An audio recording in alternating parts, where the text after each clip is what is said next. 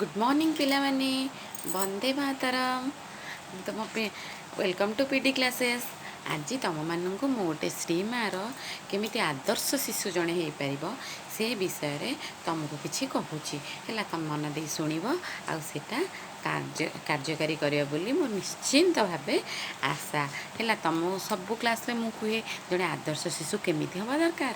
जड़े आदर्श शिशु से विद्यालय थिबा समय पढ़ाई से खूब पसंद करे, खेल पड़िया थिबा समय खेलिया से बहुत भल पाए, खाइबा समय खाद्य को से बहुत भल पाए, शोइबा समय शोइबा मध्य से बहुत पसंद करे। है ए सबु बेले से निजर सांगसाथी पड़ोशी मान प्रति प्रमोदपूर्ण आचरण करे, समस्त सहित से भल कथबार्ता करे।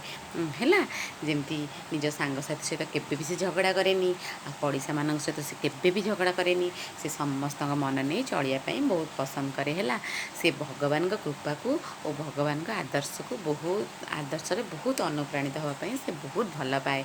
है भगवान कृपारे से आस्था रखे, आउ कौन करे भगवान प्रति गभीर भक्ति और भाव भरी रही थाए। है ये हूँ गोटे आदर्श शिशुर लक्षण। आम निश्चिंत भाव में गोटे आदर्श शिशु हाँपाई चेष्टा करवा। है ओके बाय।